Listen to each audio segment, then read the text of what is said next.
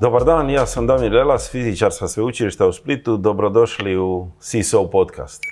Goran Senjanović, vrhunski svjetski teorijski fizičar, najistaknutije aktivno ime fizike s ovih prostora.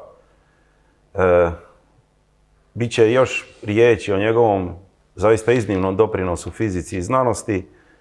Evo za početak samo da kažem da je jedan od očeva left-right symmetry teorije direktni je sudionik i protagonist fizike elementarnih čestica u zadnjih nekoliko desetljeća. Ali kako je moguće da jedan takav znanstvenik je prilično nepoznat u javnosti? Kako je moguće da ga njegovi direktni kolege ne pozivaju u goste da održi predavanje i seminare?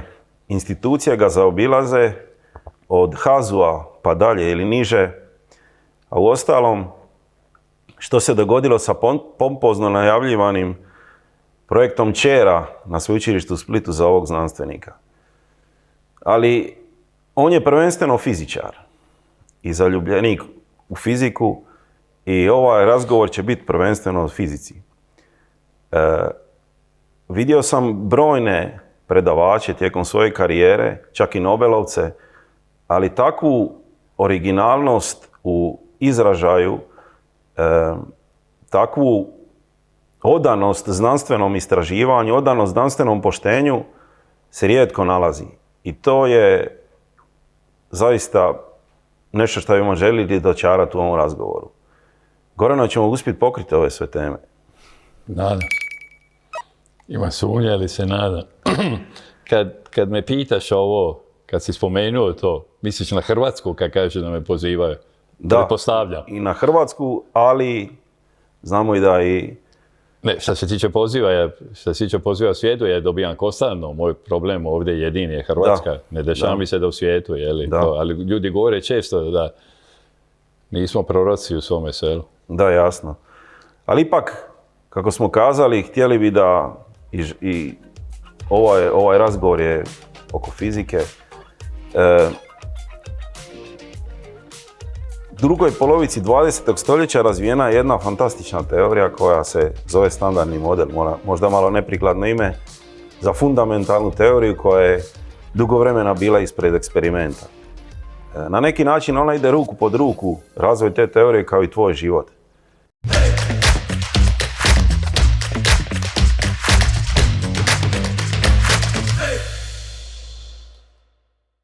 A možeš li nam malo prvo za početak približiti taj svijet elementarnih čestica? Pa ćemo kasnije naravno napraviti. Da, prije nego što krenem, pošto si spomenuo, ne mogu ne reagirati na to. Spomenuo se ovu chair poziciju. Ovo što je mnogo važnije od chair pozicije, prvo moramo je definirati, jeli? Što to znači da je bila chair pozicija? Za naše gledalce dobro je znati da napredovanje na sveučilištu počinje od docenta, izvanrednog profesora do redovnog profesora. I to ide po lokalnim kriterijima. Nije isto u Splitu kao na Harvardu.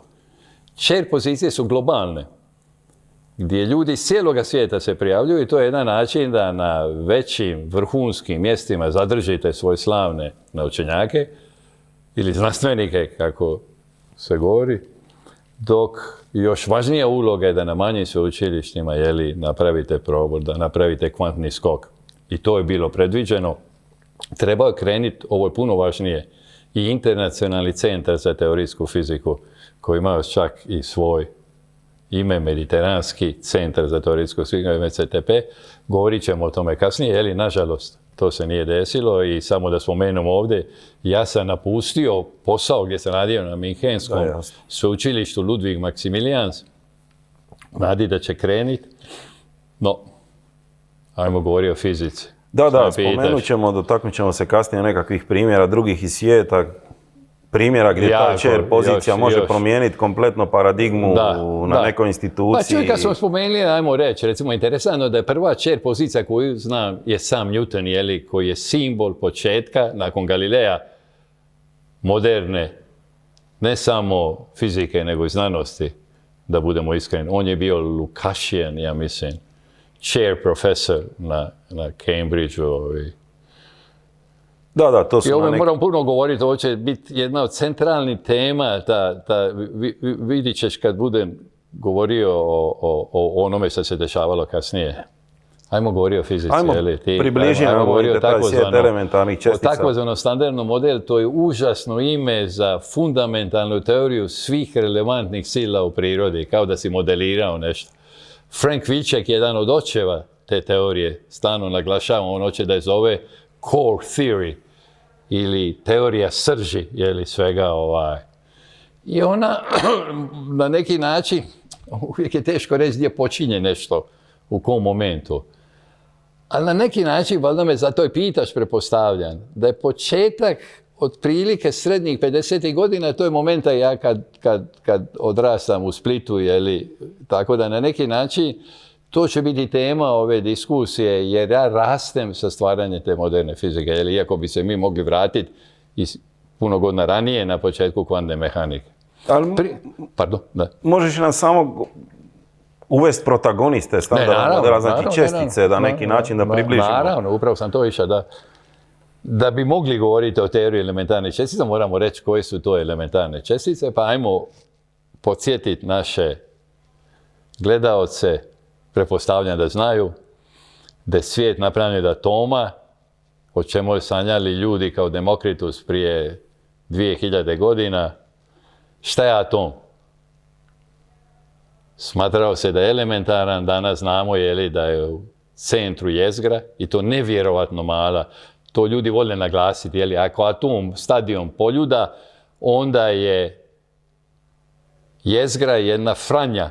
Ne znam tako, bježeće mi splitski govor, otišao sam kao mali, vanka, često ćete vidjeti da govorim bolje po splitsku nego, da budem iskren, nego pravilni hrvatski jezikom. A tu je sva masa u jezgri. Šta je u jezgri? Ima dvije čestice za koje se i smatraju da su elementarne. Proton koji ima naboj, u jedinicama koje ćemo koristiti ima naboj +1. Neutron, samo ime govori, neutron je neutralan. Međutim, nisu ni oni elementarni. To je početak fizike elementarnih čestica, ranih, moderne, napravljeno takozvanih kvarkova, ime je interesantno, quarks na engleski, jedan od očeva, koji u stvari se smatra da je glavni otac, ali nije. Murray Gell-Mann, jedan od većih fizičara svoje epoke, svoga vremena, je bio ljubitelj James Joycea. Inače, James Joyce je proveo ogroman dio života u Trstu za koji sam ja vezan. Vidjet ćete zbog čega. Ja ga nisam volio. Koliko god volim čitati, svaki pokušaj da zavolim James Jonesa nije išao. Ako je neko čitao Finnegan's Wake, ima jedna rečenica 3 quarks for Mr. Marks. I oni su mislili da ima 3 kvarka i on mu daje ime kvark. I to je bilo divno ime, moramo reći. Zbog čega? Sjećam se kad sam se ja zaljubio u fiziku i odlučio radi na tome. Ako bi rekao curama da radim na nečemu tako misterioznom kao kvarkovi, to ih je strašno impresioniralo samo to ime. Dakle, jezgra u centru atoma, u jezgri su proton i neutron, unutar protona i neutrona su 2 kvarka. Up i down, gornji i donji kvark. Ono što je nevjerovatno, a jezgra nas čini, ne samo da smo ti i ja, i ovo mjesto gdje se nalazimo, napravljeno od tih up and down kvarka. Ne samo da je cijeli Split napravljen od toga, nego cijeli svemir. Što je nevjerojatno iznenađujuće, da imamo jednu te istu strukturu. I ti kvarkovi su sa današnjeg stanovišta elementarni. Oni su elementarni. Uopće? A čuj, to znači da kad ih tučeš, da ako bi ja uzeo moj mobitel, nije ovdje, šteta da nije ovdje mobitel, makli smo ga. I ako bi ja želio znati da li je moj mobitel elementaran, ne znam, kako bi ja to provjerio? Da. Bacio bi ga u zid. Da li se raspadne? I ako se raspadne, onda nije elementaran. To svi radimo. Moderna fizika kao i ne toliko moderna fizika je bacanje mobitela u zid i vidjet ću čega je napravljeno. I kad gađamo čestice, o tome ćemo govoriti u našim sudaračima i kako se zove akceleratorima, upravo taj proces, oni se ponašaju kao da su elementarni. Kao što je nekad atom izgledao elementaran. Kao što su protoni i neutroni izgledali elementarni. Ovo što je važno. Proton ima naboj. Međutim, atom nema naboj za sreću. Šta bi se desilo kad bi atom imao naboj? Naboj se privlači ako su suprotni ili se odbijaju ako su isti. Sad pretpostavimo da mi ti i ja nosimo naboj. Ne bi se nikad mogli približiti. Ne bi nikad mogli poljubiti osobu koju volimo. Za sreću je svijet neutralan. To znači da nešto fali u atomu. A to su elektroni koji imaju negativan naboj da kompenziraju naboj protona. I ono što je interesantno, iako je jezgra, odnosno proton i neutron u njoj toliko mali u odnosu na atom, tu je sva masa. Moja i tvoja masa i svega ovoga ovdje dolazi od mase protona i neutrona. Masa elektrona je 1000 puta manja. Znači na neki način sve u nama i oko nas je napravljeno od elektrone od kvarkova. Fascinantno je da imamo samo 2 kvarka elektron, jer da je tako jednostavan svijet koji čine sve ono što vidimo na najvećim mogućim distancama kojima možemo odmah mjeriti, koji su milijarde i milijarde i milijarde kilometara udaljene od nas. Ali postoje još neke čestice, osim tih koje su interesante posebno za postoje još neke čestice. Jedina elementarna čestica koja postoji je jedna vrlo čudna čestica, neutrino. O njoj moramo govoriti. Ovo će biti protagonista ovih naših susreta, razgovora. Neutrino, za razliku od drugih čestica normalnih, je lud. Što bi rekli u Splitu, lud u glavu. Zamislite sljedeće. Da bi razumjeli život elementarnih čestica, uveli smo jedan pojam koji je srednji slobodni put. A šta je to? To je udaljenost gdje se ja mogu makniti bez da udrem u nešto. Kolika je ona? Ovdje je jedno, ne znam, pola metra, ovdje je neki metar, i tako dalje. Ne, oko metra. Može bi malo više kad smo na Marijanu, ali tu smo negdje, u tim jedinicama. Elektron ima puno manje operativnog prostora, manje od centimetra. Neutrino ima, pogledajte ovaj broj, koristit ću naučnu notaciju, ima srednju udaljenost, dakle to je distanca koliko putuje bez da interagira s nekim, bez da udre, je 10 na 28 cm. Šta to znači? To je broj sa 28 nula. To je nezamislivo koliko je veliko.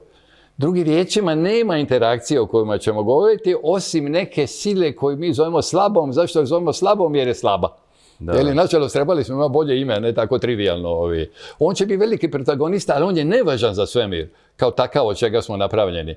Upravo zbog toga što ne interagira, ne može se udružiti sa elektronom ili protonom i neutronom ili kvarkovima unutra. Trenutno kroz nas prolazi ogromna količina tih čestica. Ovo je odlično, svih proizvodimo. Ja sad proizvodim neutrine, međutim, odličan izvor je sunce koje proizvodi toliko neutrina da u ovog momentu dok ti ja sjedimo ovdje, otprilike 10 do 100 milijardi, ne sjeća se tačno broja, prolazi u svakoj sekundi kroz svaki kvadratni centimetar naš. I ono što je bizarno, a to je zato što slabo interagira, ne čini nikakvu štetu. Da prođu elektroni, umrli bi odmah. Da.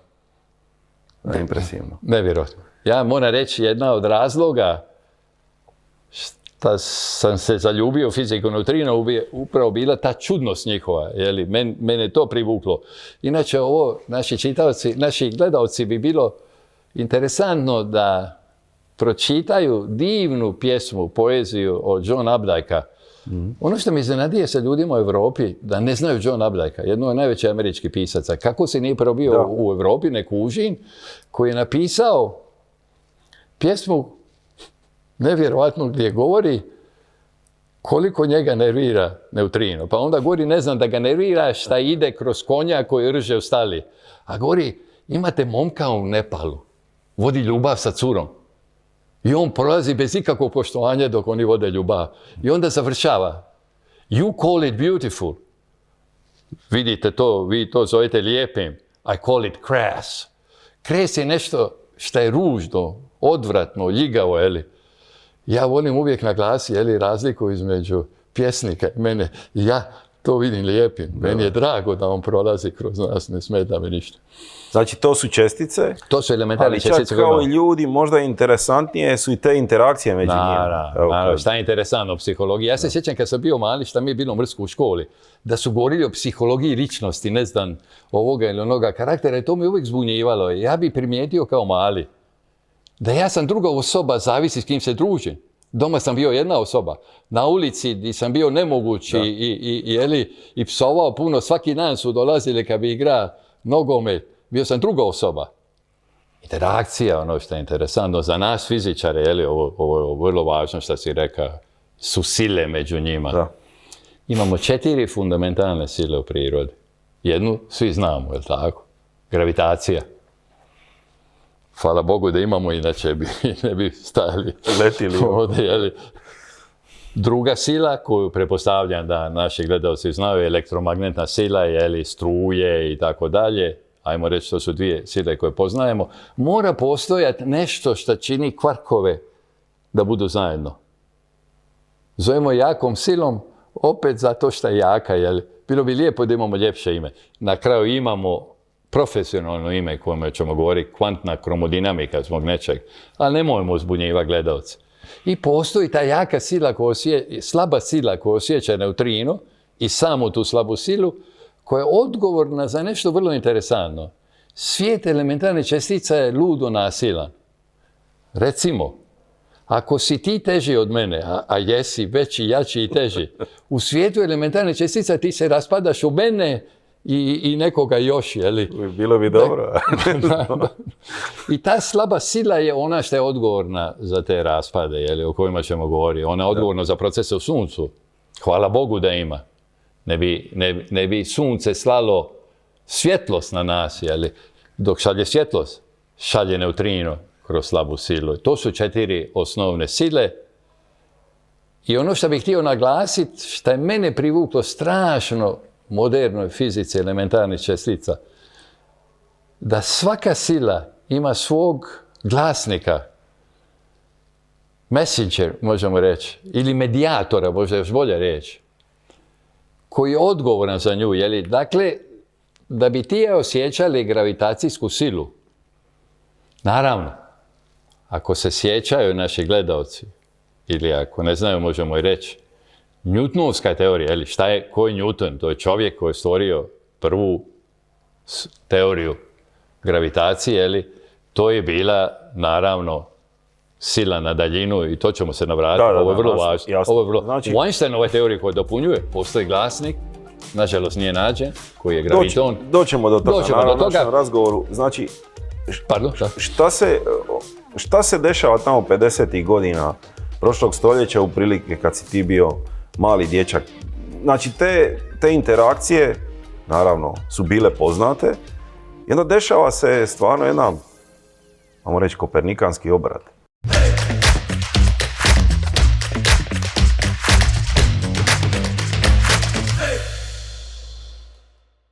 Koji je doveo u biti do standardnog modela, do te teorije. Razvoj... Možeš nam to malo objasniti? Da, dobro, možeš i ti reći, ali evo sad u razgovoru, to je razvoj teorije elektromagnetne sile, kvantne elektrodinamike u svijetu elementarnih čestica. Zakoni su potpuno drukčiji od zakona koji odlučuju moje i tvoje živote. Ajmo reći par riječi, ovo je vrlo važno. U tom svijetu postoji kvantna fizika koju ne bih želio sada govoriti, koje ja nikako ne mogu kužiti cijeloga života. I ja recimo sad znam gdje si ti, tu sjediš na ovoj stolici, i znam da miruješ. Dakle, ja znam tačno gdje si i kako se krećeš. U svijetu elementarnih čestica, ako ja znam gdje sjediš, nemam nikakvu informaciju kako se krećeš, jeli? To je takozvani princip neodređenosti od Heisenberga. To je ta kvantna slika koju se možemo navraćati. 50. godina se pokazuje da je elektromagnetna sila bazirana na kvantnoj teoriji razvijene glasnika ili medijatora kojeg zovemo fotonom, jeli, od svjetlosti, fotos, od grčke riječi. To je nevjerojatno, tu su protagonisti Jedno ime volio bi da naši gledalci znaju, Feynman, na koga bi se volio navraćati, jedan od najvećih fizičara. I divulgatora skoro fizike, divulgatora, briljanta. Odmah možemo reći da ako hoćete naučiti o onom vremenu, slušajte na YouTube Feynmana. Čak ću reći nešto što bi svaki čovjek trebao da gleda. Mogu reći sada, ima jedan divan, mislim da traje 7 minuta, razgovor Feynmana, intervju, sličan ovome, koji se zove Magnets. To bi preporučio svakome čovjeku, možemo dati tu informaciju poslije, da pogleda gdje on objašnjava nešto nevjerovatno na koje ćemo se navraćati. Šta znači razumjeti nešto? Dakle, to su te godine, 50. godina, koje prave prvu veliku revoluciju u fizici. Postoje nešto u fizici čestica što je jako važno, to su neke simetrije, tako? Jedna od njih koja je u suštini to preokrenula sve je takozvana simetrija na lijevo i desno. Na svijet je simetričan više manje na lijevo desno, mi smo simetrični, gotovo simetrični na lijevo desno i to je upravo nešto što je bilo na početku samo standardno. Možeš nakazati malo... Jako je dobro što si me podsjetio, vidiš, sam mi palo na pamet, ne znam da li bi se sjetio. Zašto su simetrije toliko važne? Zbog toga što su lijepe, jeli? Divno je. Ajmo reći prve simetrije koje vidimo kao dijete. Koje su prve simetrije? Vidimo sfernu simetriju, jeli? Obično daju neke lopte ili loptice oko nas, prvo što primijetimo. I naravno primijetimo lijevu i desnu simetriju. Imamo lijevu i desnu ruku i izgledamo jako simetrični, jeli? Neki izgledaju simetričniji od drugih, jeli? Recimo, moj nos nije toliko simetričan jer sam se za opkladu išao skaka na glavu u bazen u Beogradu na Tašmajdanu, to nije bilo dobro. Imao sam malo veći nos, jeli, sve je dobro prošlo, samo sam razbija nos. Sferna simetrija, recimo, ima vrlo važnu ulogu, možete zamisliti, ne samo zbog svoje ljepote, nego ako je neki sistem simetričan, onda i dinamika analize je simetrična. Dakle, ja mogu nekad pogoditi kako će izgledati rješenje sistema, mora imati simetriju koju sam krenuo. Meni je, naravno, ja moram priznati, fascinantna bila lijeva desna simetrija, ima jednu vrlo čudnu stvar. Malo ljudi mi je reklo to, imam jedno 5-6 godina. Soba mojih roditelja imala je veliko gledalo. Ja sam bio toliko fasciniran kad se otkrio da lijevo ili desno. Malo kao mali idiot. Ja sam mogao skoro nekad po sat, dva gleda to i to me fasciniralo i izaživalo me. Nisam mogao sanjati da ću 20 godina kasnije otkriti da je to centralno pitanje u fizici fundamentalno elementarnih čestica. Da li je svijet stvarno simetričan u odnosu na lijevo i desno? Stoljećima se smatralo da je. Ovo je vrlo interesantno za naše gledalce. Da mi na neki način da bi razumjeli svijet ga pokušamo pojednostavniti na najapsurdniji način. Jeli? Ljepše ako je lijevo desno simetričan, onda ćemo biti lakše računati. I ovo što je interesantno, da kad ti kažeš gdje počinje nešto, teško je reći, postoje momenti koji donose do tih dramatičnih promjena, jeli, epifanija na neki način. Inače, progres ide polako, gdje mnogi od nas učestvujemo i polako pomažemo jedno drugomu, jeli, inkrementiramo. Dva mlada Kineza, T.D. Lee i Xian Yang, koji će odigrati važnu ulogu u mome životu, ne samo kao veliki fizičari, to ćemo poslije pričati, unatoč stoljećima ugrađene predrasude da je svijet lijevo, desno, simetričan, postavljao pitanja ljeto 56. da ja gledam sebe u ogledalo, fasciniran time, a šta ako to nije u svijetu elementarnih čestica? To je bila tako velika revolucija.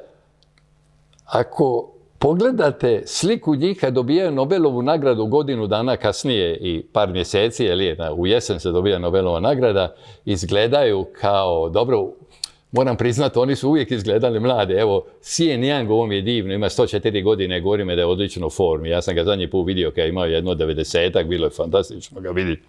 T.D. Lee, nažalost, je umrao. Oni su tako mladi jer je to bilo toliko dramatično.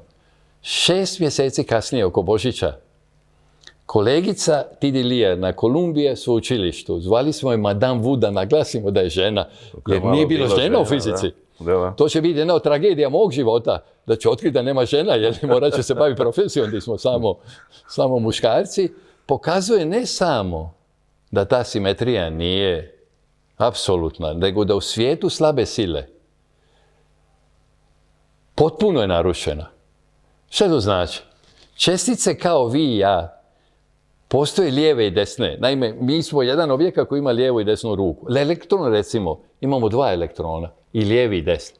Navraćat ćemo se na ovo. Šta bi bila simetrija? Da ako mi 100 elektrona izađe u nekom raspadu, recimo, neutron je teži od protona, kao što se rekao, ako si ti teži od mene. Na suncu, na primjer, da. Onda se raspadne u proton i elektron. Onda bi očekivao ako ih 100 izađe iz raspada, 50 će ići lijevo, 50 će ići desno. Ne. Svi odlaze lijevo.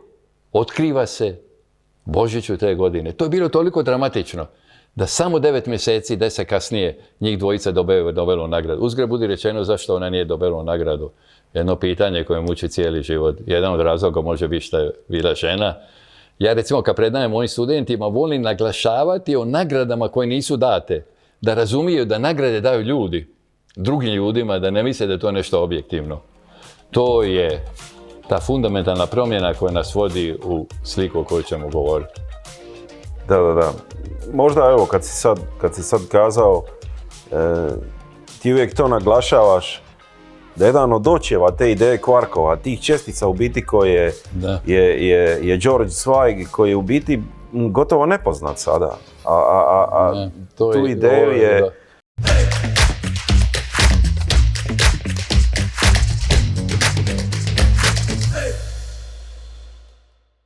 Dobro da si ovo zasnovao i naravno, Nobelov komitet ga nije prepoznao. To je još jedna epizoda koja... Ali to je baš ono značajna, jer koncept kvarka je ono čime se bavi fizika čestica. U momentu kada Gell-Mann, jedan od najvećih fizičara svog vremena, predlaže da možda su protoni i neutroni napravljeni od kvarkova, on to uzima kao neku matematičku igru, kao neku vrstu bookkeepinga, klasifikacije. Mladi doktorant, inače mentor mu je bio Feynman, nezavisno dobija tu ideju, ovo je nevjerojatno, na čemu se baziva sva moderna fizika. On je uzima ozbiljno. Razvija teoriju toga. Nakon što doktorira na Caltechu, gdje je bio Feynman, sveučilište u Pasadeni u Kaliforniji, postaje postdoctoral research fellow, postaje postdoc, što mi zovemo, dobija privremenu poziciju na CERN-u, o kome ćemo stalno govoriti, koji je danas centar svijeta fizike. Kako je Gell-Mann bio veliki prijatelj Van Hova, koji je bio direktor CERN-a, a Gell-Mann kaže da nema kvarkova, da to je jedna matematička igra, onda Van Hove govori Zweigu da nema kvarkova i CERN mu čak neće da mu tipkaju rad. Žena mu je po noći išla i ona bi mu otkucala rad. I nisu čak mu ni preprint htjeli napraviti. On do dan danas nije dobio Nobelovu nagradu. 2 Japanca, Kobayashi i Iwasakawa, samo ovo, prosti da završim, su dobili Nobelovu nagradu što su pokazali da postoji još neki kvarkovi.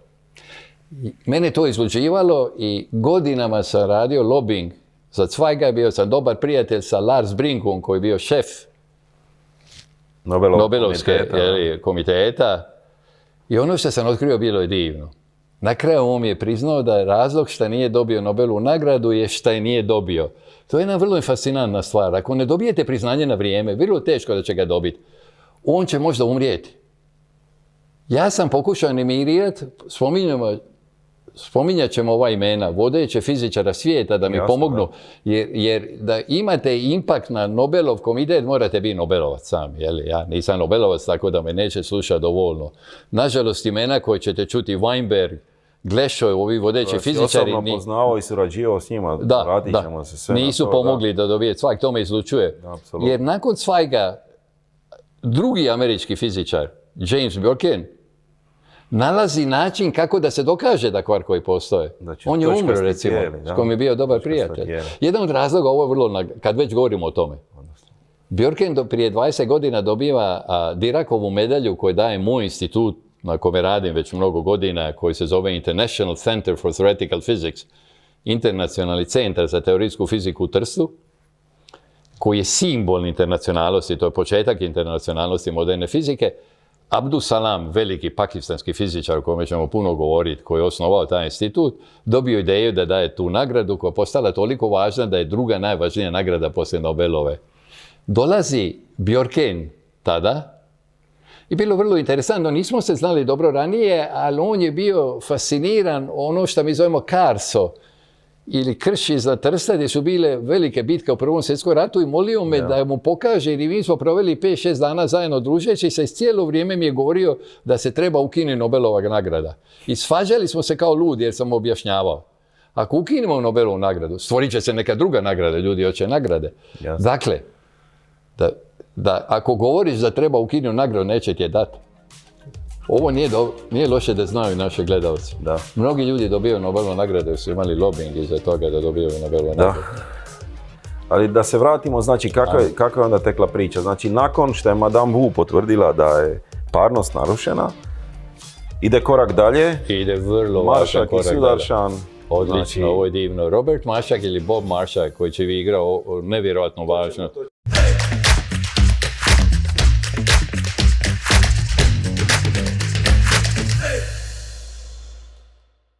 U mome životu to će biti jedna važnija stvari i njegov student, doktorant George Sudarshan pokazuju onda da je slaba sila sa svim česticama, ne samo elektron koga su vidjeli, samo djeluje na lijeve čestice. Oni razvijaju tu teoriju, ima neko čudno ime V-A, na njoj se bazirano. Recimo Weinberg, koji je jedan od očeva moderne fizike, je imao divan review koji ću spomenuti, koji se zove V-A was the key. V-A teorija bila ključ. Ta je kamen na kojem se bazira moderna fizika. To je 57. godina. To su nevjerojatne godine. Te plodne godine, mi danas čekamo neka po 20-30 godina. Svake godine se nešto dešava. Znači, ajmo se baš dotakniti Roberta Marshaka. On je igrao izuzetnu ulogu u tvom životu i u životu tvog brata. I ne samo to, nego u Americi, znači organizaciji. On je na neki način iskoristio u potpunosti tu chair poziciju. Možeš li nam to stvarno malo ispričati? Koja je njegova bila uloga, na koji način kad ste... Da, interesantan frajer, moram reći. Bob Marshak me fascinirao kad sam ga upoznao. Recimo, Feynman je bio možda veći fizičar od Marshaka. Ovo je važno naglasiti. Nisu dobili Nobelovu nagradu. Evo, ajmo da jedan primjer, to je jedna od najveće nepravde. To ne mogu zamisliti. Ono što se desilo, nažalost, kad su razvili tu teoriju, ponavljaju je nešto kasnije Gell-Mann i Feynman. Poslije će priznati da su bili inspirirani. Kako 4 ljudi ne može dobiti Nobelovu nagradu, 3 je maksimum, nisu dobili ova dvojica, što je velika tragedija. Marshak je jedan od ljudi koji internacionalizira američku fiziku. Ljudi imaju sliku Amerike kao jako otvorene države, ovih dana više nije. Ona je pred Drugi svjetski rat bila jako zatvorena. Ljudi imaju ideje, odlazili su ljudi. Oni su primili samo najveće ljude. Ovo, ako mi pobjegne ovakva stvari, recimo jedna od stvari koja je jedna od tragedija holokausta, Amerikanci nisu davali vize Židovima, uopće, nisu htjeli imati strance. Marshak poslije rata hoće da internacionalizira američku fiziku. On će otkriti briljantne Japance. Ti Li Yang, ove Kineze, u jednom momentu on kaže sebi, ali postoje ovaj prostor koji se zove Balkan. U to vrijeme mi živimo u Beogradu. Moj brat završava fakultet, premjestio se bio, otac je selio se, navratit ćemo se na to. Moj brat je bio legendarni student, možda, ne znam kako ovo reći. Ja sam radio, ne samo i poznavao sa jednim od očeva moderne fizike, Frank Wilczek, koji je jedan od ljudi koji su stvorili teoriju jake sile. Da. I moram priznati, briljantan čovjek. Radio sam ljudima stvarno na vrhu svijeta. Nikad nisam upoznao nekoga kao moj brat. Stvarno, jedna od stvari koja definira moj život koju ne mogu razumjeti. Ja sam imao sliku o sebi da možda i nisam baš pametan, ali brat mi je mogao naučiti jezik u mjesec dana. Brat će ga se uhvatio, recimo odluči na kraju gimnazije da ga interesira matematika i fizika. Ovi drugi su išli u matematičke gimnazije, odmah osvoji jugoslavensko takmičenje. Marshak na nekom prijemu susretne našeg atašeja za nauku. Jugoslavija je imala nešto fantastično u to vrijeme, ne znam da li postoji, bojim se. Ovaj čovjek je bio jako ozbiljan. Mladenović, nuklearni fizičar. Kako je moj brat bio legenda, on kaže Marshaku za to. Marshak u to vrijeme postaje rektor sveučilišta City College of New York, CCNY, koji je prije Drugog svjetskog rata bio jedna od najboljih škola na svijetu za obične studije. Nije imao istraživanje. Recimo Feynman je tamo završio. Schwinger, jedan od očeva kvantne elektrodinamike, koju smo spomenuli isto tako.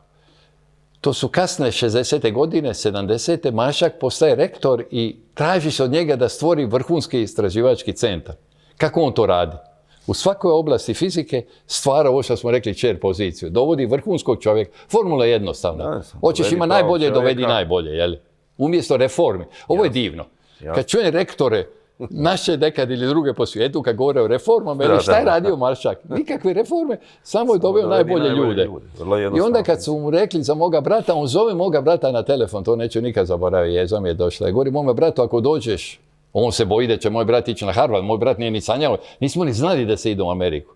Beograd u to vrijeme nije imao neku naročitu fiziku, da vam bude iskren, ili profesori su bili dosta dobri. Govori, dođi ovdje, ja ću se brini o tebi. 4 godine kasnije, samo da vam kažem, kad ja odlazim, ja slijedim moga brata, vratit ćemo kako je to, ide na isto sveučilište, jer vidim da je dobro. Bila je srijeda navečer kad sam sletio u New York. Istina, ovo je bilo fantastično. Jutro kasnije ja sam se sjećao kao doma. U nedjelju sam već bio na ručku kod rektora, jednog od najslavnijih fizičara svog vremena, jer me je pozvao zbog brata. I ja otkrijem da Maršak gleda mog brata kao čovjeka iznad njega. To mi odjednom dalo snagu. Aha, možda ja mogu napraviti nešto u životu. Ali zamislite šta to znači za mladoga čovjeka. Za razliku od tadašnje države iz koje si došao, gdje ti se profesori na neki način... To nisam vidio. Ajmo biti iskreni, u Europi se to vrlo teško da se desi. Nije to samo problem Hrvatske. Amerika ima jednu otvorenost koja je sasvim drugčija. Jednu od stvari koju otkriješ u Americi, prva je da na uredu ti ne može nikad pisati tvoja titula. Ja vidim vama u uredima, ja sam šokiran. U Njemačku, u Ludwig Maximilian sveučilištu gdje sam radio, piše da si profesor doktor, mislim, to je tragikomično, na mom institutu koji je svjetski. Mi ne bi nikad stavili titulu. Ti već imaš privilegiranu poziciju, onda naglašavaš time. Dakle, Maršak upravo koristići to stvara u par godina je ona postala toliko jaka. Mi smo jedno pola sata hoda od Kolumbija sveučilišta gdje su bili, Tidilije je radio tamo, jedan od najboljih na svijetu. Nas, grupa Jugoslavena, Anta Ljevicki, koji je iz Vojvodine, brat i ja, smo puno bolje uspjeli nego studenti sa Kolumbije. Uspio stvoriti vrhunsku školu. Da. Doveo u našoj oblasti Bunči Sakita, jedan od najvećih fizičara poslije, ajmo reći, poslije ovih Nobelovaca, Japanac, koji postaje šef grupe, stvara fantastičnu školu. Znači, to su na neki način, to je jedan ogroman korak naprijed Maršakovi sudarša na vrat, ali onda, naravno, to nije zaokružena teorija, to je tek početak. Da. I sad, na neki način na scenu stupaju mladi lavovi, odnosno... Dolaze mladi lavovi.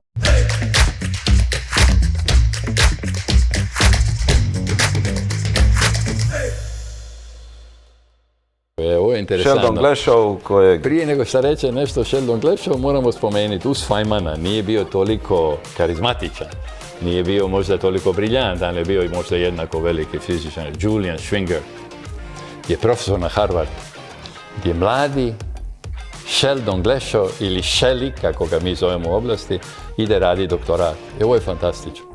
Ovo je toliko popularan među studentima Julian Schwinger.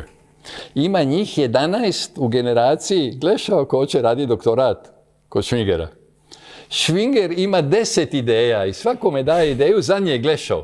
I onda mu polu u šali kaže, aha, valjda je znao da je Glashow briljant.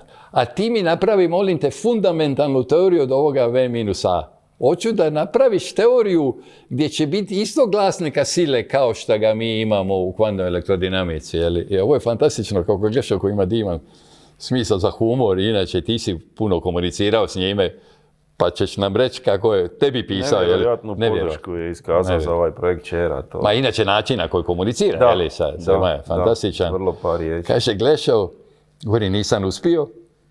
Naime, napravljen prvi veliki korak. Da pokušaju čak njih dvojica, u stvari Glashow je radio, ne samo stvoriti teoriju slabe sile, nego ujediniti se elektromagnetno. Pokušat ćemo objasniti oko našeg druženja zašto je to propalo. 3 godine kasnije kaže, ja nisam uspio, kaže Glešo, ali sam uspio ubijediti Švingera da mi da doktorat, jeli, sa svojim humorom. Naravno da mu je trebao dati doktorat. Ono što je interesantno, on kaže da su ipak mislili da pisat svoj promašaj. Zašto? Jer je bilo nečeg fundamentalnog u tom neuspjehu. Ali kaže da su izgubili manuskript, rukopis. Rukopis, da. Ovo mi je fantastično da su izgubili rukopis kad su napisali. Možda za sreću. Nakon doktorata na Harvardu on odlazi da bude postdoc, to je privremena pozicija ako dobijaš postdoktora, postdoc, odlazi u Niels Bohr institut u Kopenhagen i nastavi razmišljati da je objavio onaj rad, možda i ne bi, i 61. godine on stvarno uspijeva stvoriti teoriju ujedinjene elektromagnetne i slabe sile koja je fundamentalna. Kao što elektromagnetna sila ima svog glasnika koji je foton, tako i slaba sila ima svog glasnika, malo ružno ime, zove se W bozon, W bozon. Za razliku od fotona ima naboj. Foton je neutralan. Ima naboj, znači ima, ovo ćemo mora govoriti, kad imate, zaboravio sam reći, ima jedna čudna stvar u svijetu čestica, vrlo važna. Ako postoji čestica, postoji antičestica. Šta to znači? Ima obrnuti naboj. Znači, elektron mora ima antičesticu, zovemo pozitron. Pozitivan naboj, elektron je negativan i tako dalje. Proton ima antiproton. W plus ima W minus. Ono što je divno u toj teoriji, on kaže, ako ja to ujedinim, mora postojati još jedan bozon, zovemo, mi to zovemo bozonima, možemo objasniti zbog čega, kao taj W bozon, medijator, koji je neutralan. Ne znam, 12 godina kasnije kad to bude otkriveno, to će biti početak krune moderne fizike čestica. Ono što je fantastično, on piše taj rad 61. godine, nikoga ne pročita. Odnosno, ako ga pročitaju, nikoga ne primjećuje, nikoga ne citira. Ovo je divno. Cijeli život me muči da li bi to prepoznao.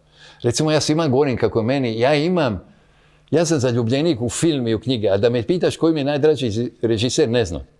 Ali znam koji mi je najdraži slikar. Iako se ne kužim toliko, Van Gogh.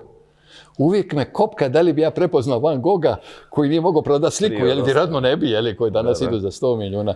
Ovo je toliko interesantno da 3 godine kasnije Glešo piše divan rad, objasnit ću poslije koji, sa Bjorkenom, koji je jedan od očeva kvarkova i ne citira samog sebe. To je fundamentalan koji je doveo do... Zamislite ovo da ne citira samog sebe. Prije jedno 4-5 godina Glešo piše review, članak o stvaranju, piše opis toga, divan. Ovo možemo dati ovu informaciju preciznu u jednom momentu. I taj časopis šta radi? On traži da čovjek koji piše intervju izabere 3 osobe koji će to kao komentirati. I to mora reći, to mi je puno značilo, što je izabrao je Thofta, koga ćemo spominjati, koji je Nobelovaca, i Ljopulosa, koji je trebao dobiti Nobelovu nagradu i stavi moje ime. I sad ja kad se osvrće na to što je napisao, ja kažem, ali meni se čini da on zaboravio svoj rad, jer ne citira samoga sebe. I on priznaje da je zaboravio svoj rad. Ovo je vrlo interesantno da znaju mladi ljudi, jer ja bi želio naglasiti jednu stvar. Ja bi volio da mi pričamo svima, ali najviše mladim ljudima.